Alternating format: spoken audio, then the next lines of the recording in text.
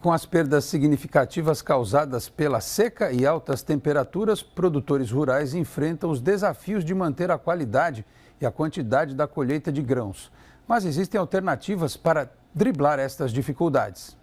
O café bonito assim vai ser colhido daqui a alguns meses, mas vem com uma perda de safra e preços altos. A alta desse ano de até 39,6% foi causada pelas ondas de calor extremas e no exterior, pela crise de produção no Vietnã. Para explicar, temos que ir primeiro até o laboratório conversar com o doutor, depois pôr o pé na roça e falar com quem produz ou quem entende do negócio. Como em 2024 a seca foi extrema, a quantidade e qualidade do fruto do café no Cerrado Mineiro foram afetadas. Como evitar que as altas temperaturas continuem a causar danos? Quais as alternativas? Fomos até o Instituto Federal do Triângulo Mineiro. Primeiro, avisa o doutor Fernando, não adianta buscar qualquer recurso de água para irrigar, porque o líquido pode ser ácido. Não tem chuva.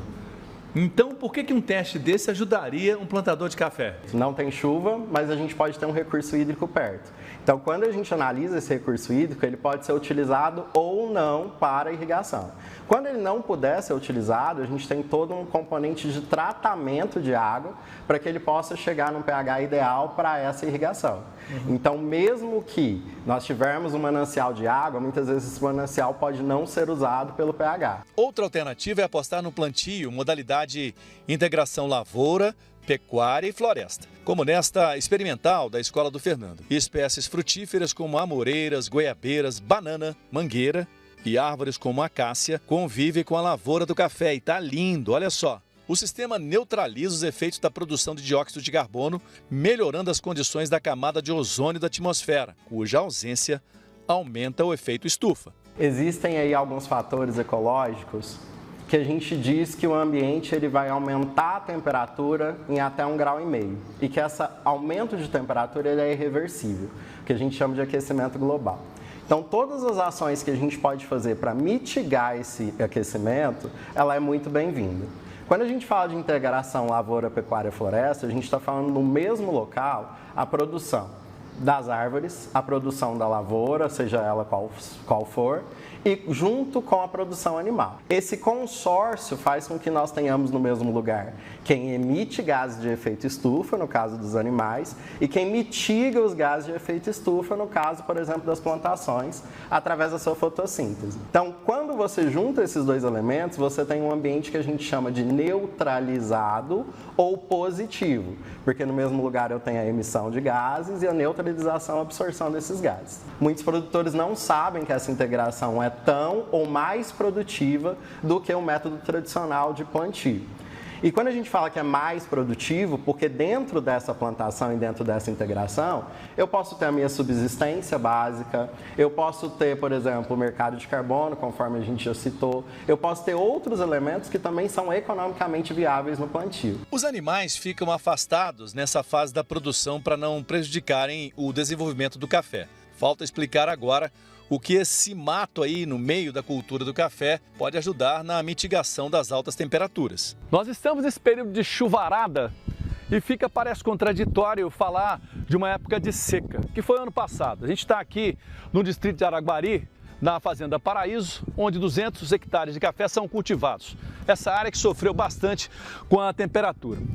Nessa rua de café, há forrageiras, que foi uma estratégia da proprietária para tentar minimizar os danos provocados pela estiagem. A Ivanete é de uma família que cultiva café há mais de 100 anos. A safra de 2023 foi de 8.500 sacas. Vai perder nessa agora uns 2.500 sacas, mesmo com as forrageiras. O que é isso aqui? São um mix de sementes em que a gente planta no solo logo no começo das chuvas e ela vai ficar aqui, a gente vai manejando isso aqui até a próxima colheita, quando a gente corta, pica e ela vira fertilizante orgânico. Mas antes disso ela também protege o solo não, contra ela está a alta aqui temperatura? Exatamente para segurar a chuva, segurar a água, ela consegue segurar a água no solo e ela deixa o solo mais fresco. A forrageira não atinge a saia do café, fica no centro da rua, para não atrapalhar a irrigação e também a colocação de fertilizantes.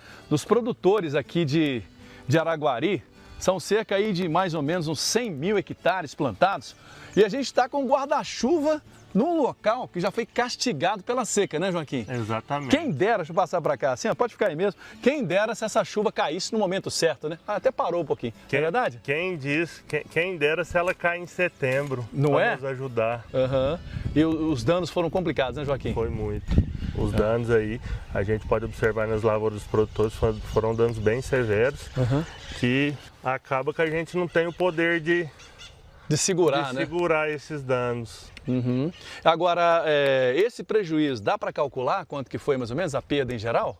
A gente já está calculando em torno de 20% a 30%, mas a partir de agora, em fevereiro, que já vamos começar a rodar mais fazendas, a gente vai ter um cálculo mais seguro para falar, mas é em torno de 20% a 30%. Isso é muita coisa aqui, né? Muita coisa. Como é que recupera essas perdas, hein, Joaquim? Não recupera. A gente não recupera o que perdeu, né? O produtor, infelizmente, vai deixar de ganhar e com essa mercadoria em falta no mercado, a gente está vendo esses altos preços que a gente está tendo.